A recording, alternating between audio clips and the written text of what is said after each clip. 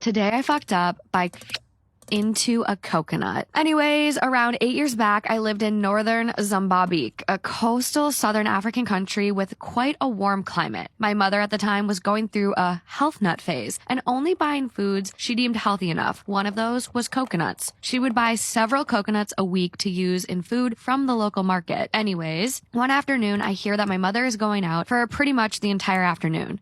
Me decides that it would be fantastic to a coconut.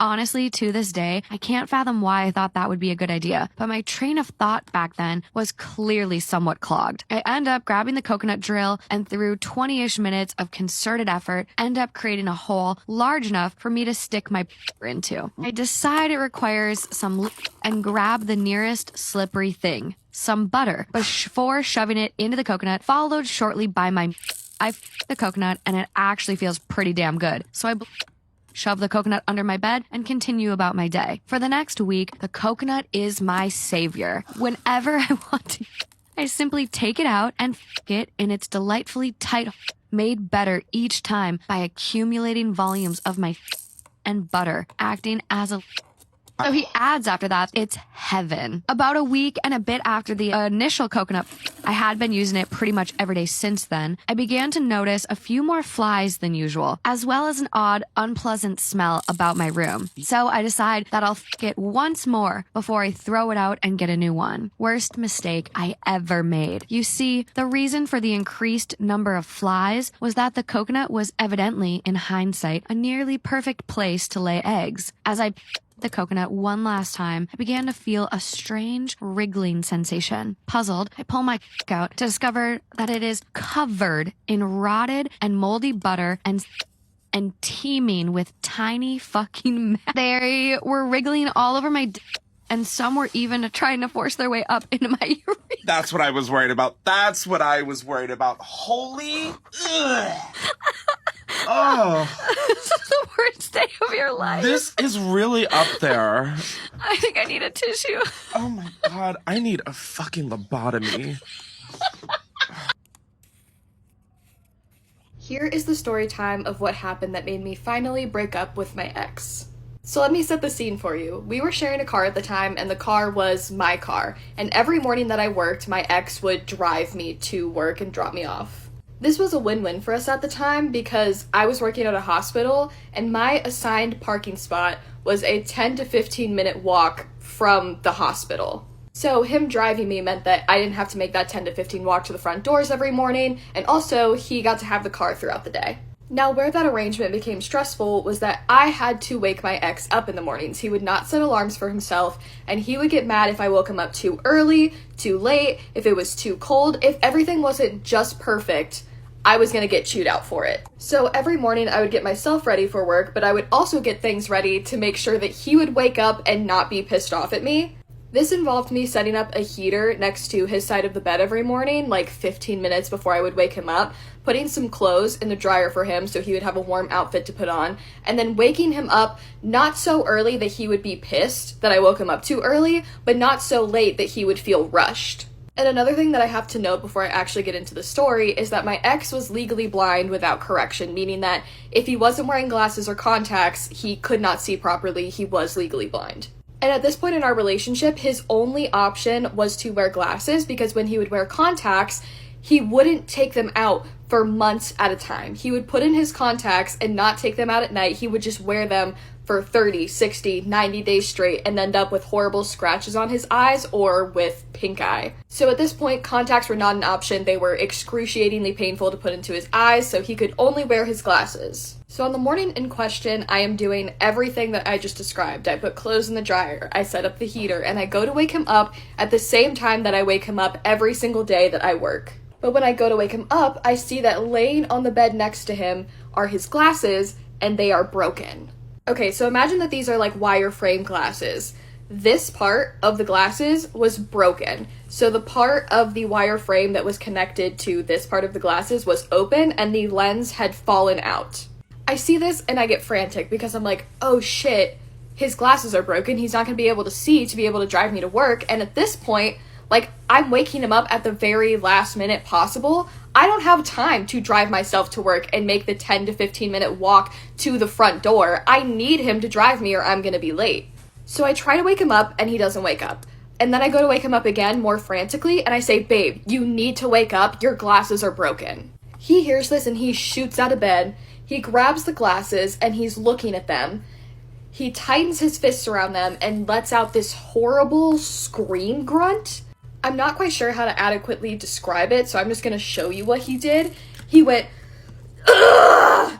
I can't believe you broke my fucking glasses, Kirsten."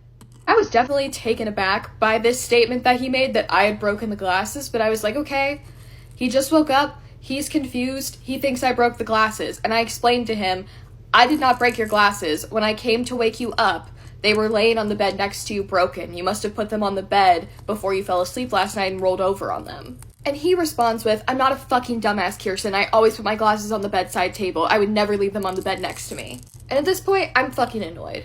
Not just with this morning, but because I've been dealing with this man's shit for a year and 9 months, and I'm gonna be late for work, so we have to figure this fucking situation out. And I tell him, well, they were on the bed next to you when I came to wake you up. You must have forgotten to put them on the bedside table last night. And his response to that was, well, it's not my fault that our cats are fucking dumbasses and like to move and break my shit all the time. And in case it isn't obvious, the cats didn't do that. The cats didn't touch this man's glasses. He definitely fell asleep with them next to him on the bed and rolled over on them. But at this point, I am fed up with how this man is speaking to me. Because like I said, it wasn't just this morning. It was our entire relationship that he would speak to me like this.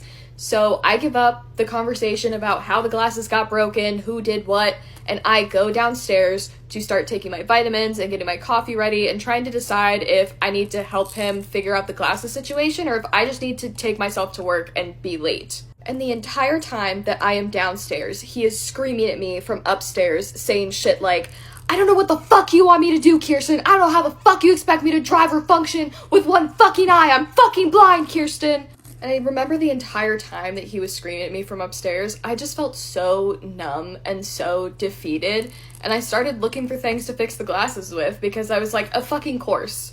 It's my job to fix the glasses that I didn't fucking break. Of course it's my job. Why wouldn't it be? Because even when it's not my fault, somehow it's still my fault, right? So I grab scissors and duct tape and I head back upstairs to try to fix my ex's glasses. And I shit you not, the second that I walk through the door of the bedroom, he sees the duct tape and he goes, you're not gonna fix my glasses with fucking duct tape, Kirsten. I'm not gonna look like a fucking dumbass today. At this point, I'm like, I don't know what you want me to do right now. We have to leave and your glasses are broken and you can't see without your glasses, so I really don't know what other option we have right now. So he says, it's not my fucking fault that you like to wake me up at the last fucking minute and make us late for everything. And you know what? Sometimes I would sleep past my alarms and I would have to wake us up at the last second and rush us out the door. Sure, that's annoying. But like I said in the first part, this man would not wake up unless I woke him up at the last possible second. So if I didn't wake this man up at the last possible second, he would be pissed at me. So like, damned if I do, damned if I don't, you know? But I don't say any of that to him, of course, because like I said, I am so numb and defeated at this point. I took a deep breath and I said, just give me the fucking glasses, blank. He has his glasses in his hand and he winds up his fist at me. And he's shaking and trembling with his entire body and he is breathing at me like this. And he is staring at me in a way that I have never had anybody look at me before in my entire life. And he's doing this for a few seconds, shaking and breathing like that and staring at me, and I'm just frozen, staring back at him. And finally, after what felt like a lifetime, he throws the glasses into my lap and goes, you're such a fucking piece of shit. And I start fixing the glasses as best as I can with the duct tape, and while I'm doing it, I just can't hold it in any longer, and I go, I can't do this anymore. I fucking hate you. And after I say that, he scoffs at me. He goes, you can't do this anymore? You can't do this anymore. Right, I wish you knew what it was like to be fucking blind, Kirsten. I fixed up the glasses pretty decently with the duct tape, enough for them to stay together at least, and for them to be wearable. And he put them on. And he drove me to work, and it was a completely silent drive. No music, no talking, no nothing. And when I tried to get out of the car, He grabbed my arm and pulled me into a really tight hug. My ex and I were in the same friend group at the time, and it was made up of mostly dudes. So I didn't tell any of the dudes in my friend group what was going on, but I told all of my female friends exactly what was going on. I said, blank almost hit me this morning. I am going to break up with him tonight, and I need you to hold me to it.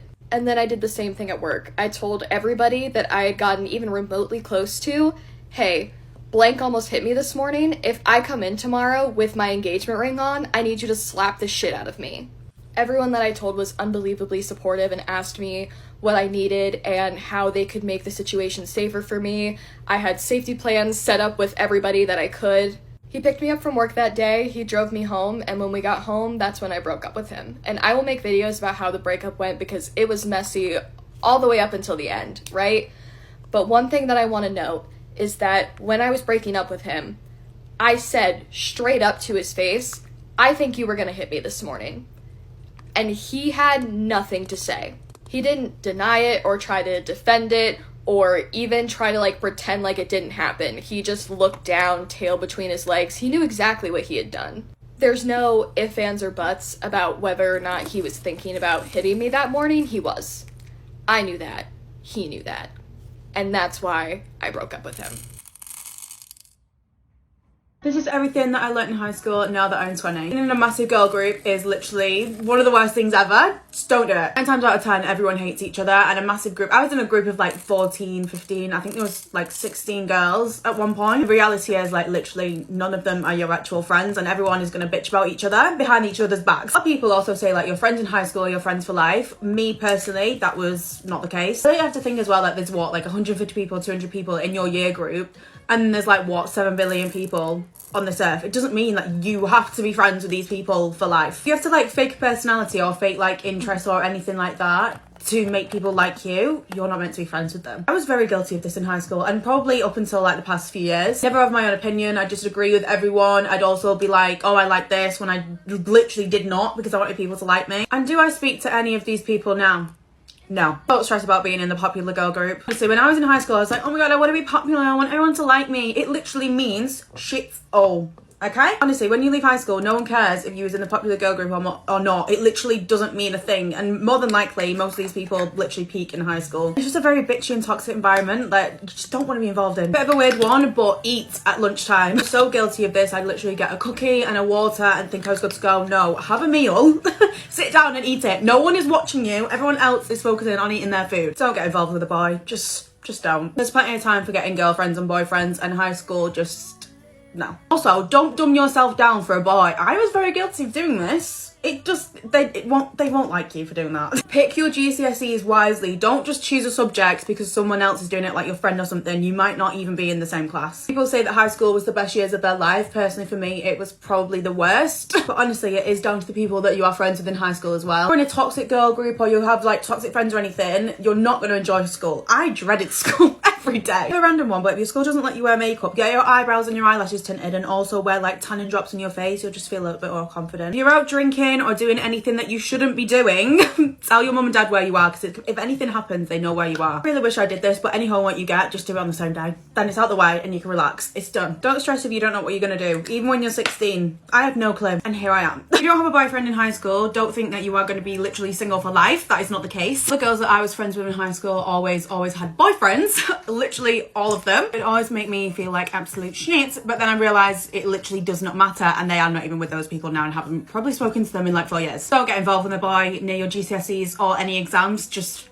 don't. Speaking from personal experience, I was so distracted. I could have done so much better than what I did, but because I just constantly was stressing about a boy that I haven't even spoken to in 5 years. Please do not stress about losing your virginity. When I was in high school, by the time everyone was 15, 16, a majority had lost it, and I was literally the odd one out, and I felt so much pressure. And there shouldn't be at all. You can wait as long as you want to be able to lose it, and when you're ready. It literally, honestly, it does not matter. You might think in the moment it matters, but trust me now, I'm glad I waited. I always felt so much pressure because the girls that I had friends with had all lost it, and you know how it goes. I always felt very left out. If you do lose it or are having sex, please just let your mum know. I know it's a very sticky situation, but she'd want you to be safe. If you don't want to tell anyone, please make sure you're being safe. Please, at least do that for me. Don't send certain pictures to boys. You know what I'm talking about. Think it's going to make them like you? It's not. They are using it for one purpose and one purpose only. And we all know what that is. High school, a lot of girls' pictures got basically leaked and literally every single boy had them on their phones, and it just... Boys are disgusting. Pick your college based on what you want to study and not what your friends are doing and where your friends are going. I know it's a scary thought not to go to a college that your friends from high school have been to, but I didn't, and it's the best thing that I did. GCSEs aren't the be all and end all. Please don't put too much pressure on yourself. Obviously, revise for them, try your best, but as long as you've done your best, there's nothing else you can do. Don't do drugs. Just don't. You look stupid. For personal preference, that's just my opinion. I don't like them. A friend in high school who did them, and it's just put me off for life. Like seeing the state of people when they're on them. I know. Spending hundreds and hundreds of pounds on a prom dress for one night. Trust me. This one's a little bit of a hard one because obviously prom dresses are just freaking expensive. For no reason. It's not a wedding. Also, get a trial for your prom makeup. I hated mine. I did not like it at all. And I should have just done it myself. Okay, that's all. I love you. I'm getting sex on Facebook Marketplace, and I'm actually so confused as to what the hell is happening. I listed this mirror that I'm selling. In the photo I list, obviously I have to be in the fucking photo. There's a mirror, so it's just kind of like a mirror selfie. I think absolutely nothing of this because I'm just trying to sell this damn mirror. The first incident started at Thursday at 4 in the fucking morning. This man who was interested in the mirror sends me a video of him, and it looks like he's about to start, like, you know, he's like, sorry, I'm really drunk right now. Like, I'm just kind of drunk right now. Like, I'm literally getting a sex from a man at 4 in the morning from Facebook Marketplace. Like, I just thought this man wanted to buy my mirror. Uploaded the screenshot and all the screenshots I'm going to be talking about to my Instagram story. Go look there. I immediately blocked because, like, ew, what the hell? Like, why are you sending, first of all, what the hell? Why am I receiving that type of shit on Facebook Marketplace? A bitch is just trying to move and, like, get rid of her shit. And I genuinely thought the man was interested. And then I get that at, like, 4 in the morning. Like, be so fucking for real. Genuinely just keeps getting worse. I get another DM about the mirror, and it's like, are any of the girls in the mirror single? In the photo of the mirror, like, is anybody single? I'm like, can someone just buy the fucking mirror? Like, why do I need so many swipe ups of just, like, the randomest shit ever? Not this man literally trying to shoot his shot on Facebook Marketplace. Like, what the hell is happening? And mind you, like, no one's trying to buy the mirror. Like, imagine, like, I just answer his DM and I'm like, yeah, no, I'm single. And then it's like 2 years later, they're like, how'd you meet? I'm like, oh my God, this man, like, slid in my DMs, you know, asking if me or my best friend is single. And that's on Facebook fucking Marketplace. And that's how we met. Like, really? You're gonna shoot your shot on Facebook Marketplace? Who knew Facebook Marketplace was the horniest app of all? Literally 10 minutes ago, I get another swipe up that's like, you're so beautiful on it. Like, and I can't be mad about it. You know, like, I can't, I mean, I'm just like, I'm mad about that one. I'm just like, okay, thank you. But, like, buy the mirror. Like, no one wants to buy the fucking mirror. They just, like, never knew Facebook Marketplace was like this. Like, I just really never, and you know what? I should have fucking known because I think Facebook is one of the weirdest places ever. But also think I'm bent the fuck over, like, showing my entire body the way these men are acting about this mirror picture. To send me a video of you just jacking off, like, you need help. Like, you genuinely need help. You guys know I'm crazy. So then I'm like, what the fuck does this say about my energy? That I'm attracting these type of people on Facebook Marketplace who are, like, trying to buy the mirror. I'm like, what does this say about me? Like, what does this say about me? It's like, Libby, bitch, it's not that fucking deep. Like, it's really just not that deep. There's just creepy fucking people out there. But if you want to buy my mirror, let me know. Because, like, clearly Facebook Marketplace is just trying to fuck. Honestly, if you do live in New York, DM me and I'll just give you the mirror for free. Like, at this point, I'm just gonna give this iconic mirror away for free. So just DM me. Like, you have to pick it up. Like, you have to come get it, like, take it down the stairs, like, do all those things. But yeah, at this point, don't even give a fuck about selling it. Let me just get it off my Facebook Marketplace. Christmas has made me, 27 female, want to terminate my friendship with my best friend, 32 female. My best friend asked if she could spend Christmas at our house a couple months back, and I said of course, it'll be nice to have my friend there. The last few weeks I've been trying to get an idea of times she'll be here for the day so that I can plan Christmas dinner, etc. But every time she said that she didn't know and it depends on her boyfriend. Annoying, but fine. She told me a couple days ago that she'd be up at the crack of dawn, which I wasn't expecting, but okay. So my partner and I opened our presents the night before, and I made sure to get an early night to be up early for my friend coming over. She comes early as expected, and I spend the morning chilling with her, playing games and having some nibbles before I get started on dinner. I got a lot extra in since she and my partner's brother would be there. As I was peeling potatoes, she announced that her boyfriend was outside. I was like, huh? What do you mean? She told me that his plans hadn't worked out, so she was going to spend the rest of the day with him instead. This really irked me. I'd planned our Christmas around her being here, but not as much as the next part. To preface the next part, I need to go back a couple years. In 2021, my baby daughter died. It was the worst time of my life, and that Christmas was horrific. It was made worse by my sister telling me that she was pregnant, even though my other sister had asked her if she could wait until Christmas was over, but she ignored her. As someone who just lost her child, it's really hard to hear that sort of thing. As much as you are happy for your loved ones, it brings up a lot of memories and emotions which are difficult to deal with. My best friend knew this and listened to me cry back then. Back to my best friend about to abruptly leave as I'm peeling spuds. She decides to then tell me that she's pregnant. She then decides to moan for the next few minutes about how annoying pregnancy is while I'm trying not to cry and just repeating, "You'll be fine." She leaves.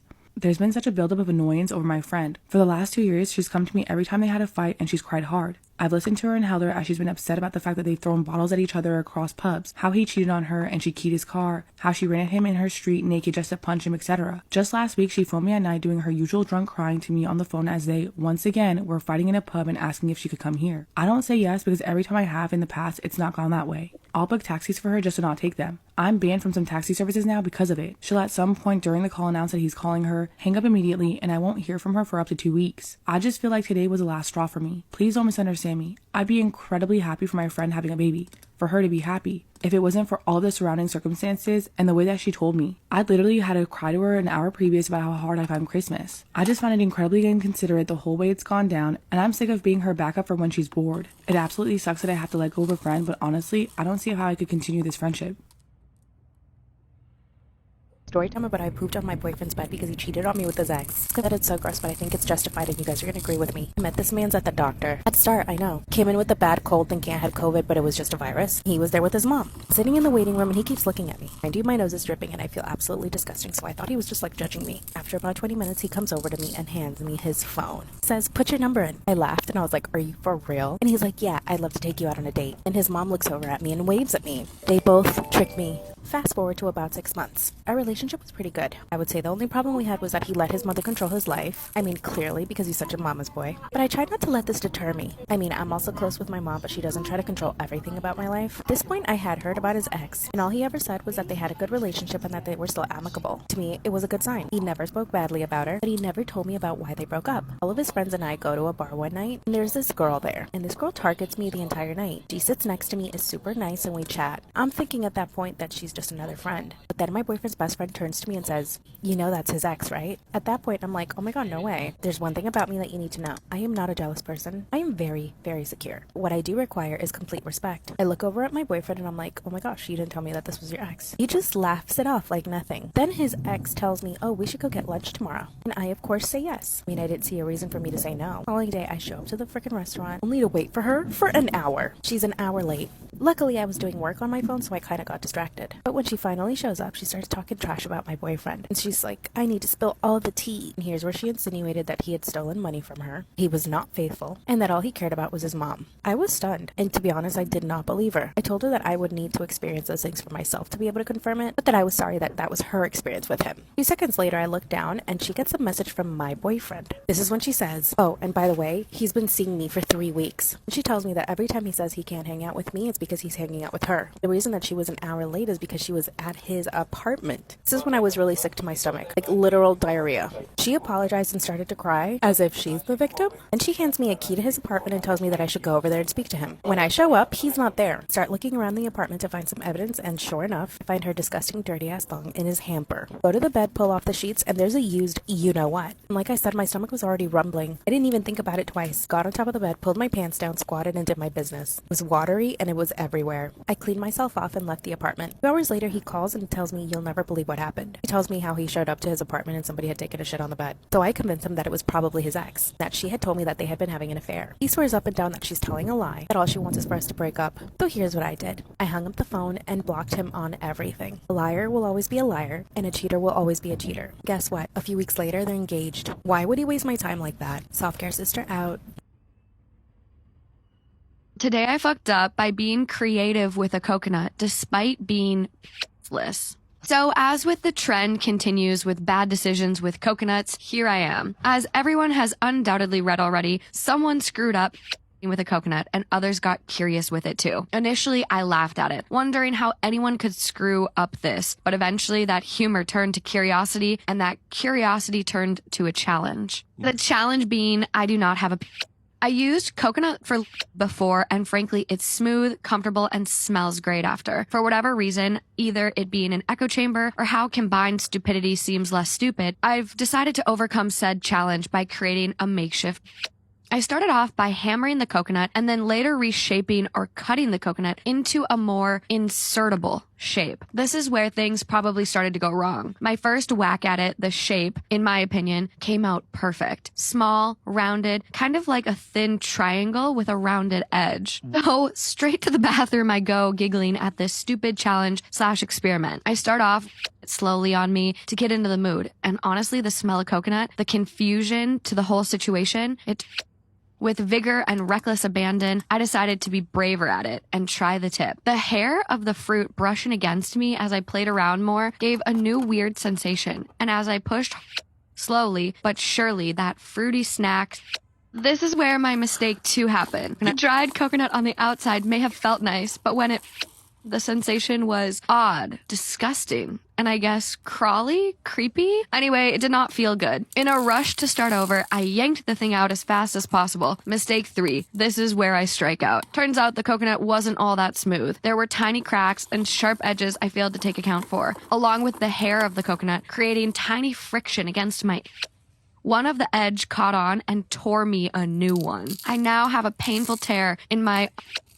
and I can't explain it to anyone. At first, it was like the period from hell, but it gets worse. For the whole day, anytime I tried to pee, a searing pain would come through, reminding me of my stupidity. Walking is also an issue. I was basically a penguin. I believe I'll recover, but now the whole hype of this has washed out. I realize the shame I feel will never stop. Am I the astronaut for not buying my sister-in-law anything for Christmas? A 31 female have a troubled relationship with my sister-in-law, 32 female. Our first family Christmas was a rocky one. For some context, we do Secret Santa every year, and in 2017, I got her name. I asked her husband, 34 male, what she likes and what she would want for Christmas. Now, I'm not usually one to put forth a lot of effort, but I wanted to make her like me, so I tried really hard. She liked Sonic the Hedgehog at the time and was collecting plushies of the characters and other memorabilia for the show and games. As a present, I got her a limited edition Sonic statue inside a plexiglass case and a stuffed Knuckles and Sonic plushie.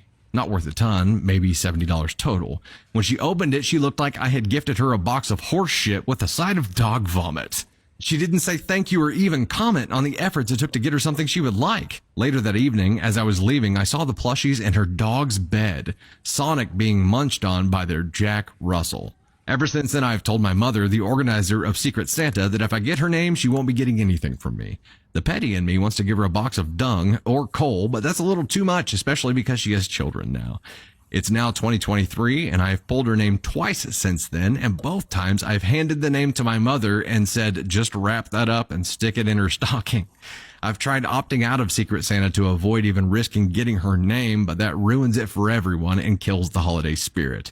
She's pulled my name once since then and bought me a gift card to Walmart. Am I the astronaut for not getting her anything for Christmas if I pull her name for Secret Santa? Edited to add, someone brought this up in comments. When I have given my mother the name and said I won't buy her anything, my mother gets her something she knows she wants, and she trashes it too.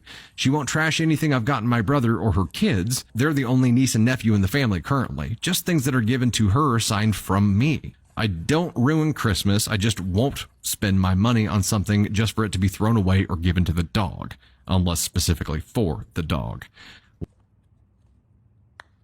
I am naturally, genetically, a very small, petite, skinny person. On top of this, I also have a thyroid problem, hypothyroidism, so that makes it basically impossible for me to put on weight. Been like this my whole entire life, and I'm now 24. From the age of 10, I had kids calling me anorexic. When I was in high school, I believe in year 10, a religion teacher, of all teachers, she pulled me out of class and she told me to bring my lunchbox with me, and she sat on the steps and went through my lunchbox. I was one of those kids who was always hungry. I would eat a lot of my food at recess. Oftentimes, I would eat my lunch at recess, and this was one of those days. She went through my lunchbox and basically started criticizing what I was eating. She told me that there wasn't enough, I needed to eat more. Mind you, there was literally nothing that indicated that she should do this. Like, I was a very normal, healthy, athletic person. She just did this because of my body type. I think a lot about this because she didn't pull any of the overweight kids out of class and go through their lunchbox and tell them that they needed to eat less and lose weight. She was telling me to put on weight and eat more. I've seen videos on TikTok as well with girls going into, I don't remember the name of the store, but it's a big store in America that sells like small clothes, like size 4, 0, 2, making fun of it. And to be honest, if it wasn't for stores like that, I wouldn't be able to wear anything. Genuinely, almost every single store in Australia does not sell my size. I have to be lucky, even online, to find clothes that fit me. 9 times out of 10, I buy children's clothes, or I can exclusively only wear crop tops because they're the only things that actually fit me. I'm not using this as a pity party. This kind of negative commentary on people who are skinny, people who cannot medically put on weight, is really, really disheartening and hurtful. I know and understand that skinny figures were kind of on a pedestal for a long time and still are in terms of fashion and what is marketed towards young women, and that is also the cause of a lot of eating disorders, and I completely understand that. There also seems to be this other side where people who are skinny are villains. There's a lot of villainy around that. I've gotten hate on TikTok for saying that I'm skinny. I can't help it. Skinny people exist whether you like it or not. It's genuinely just my body. Body positivity is for all bodies, and I think commentary on any body types, whether you're big or you're small, should stop. That would fix a lot of problems.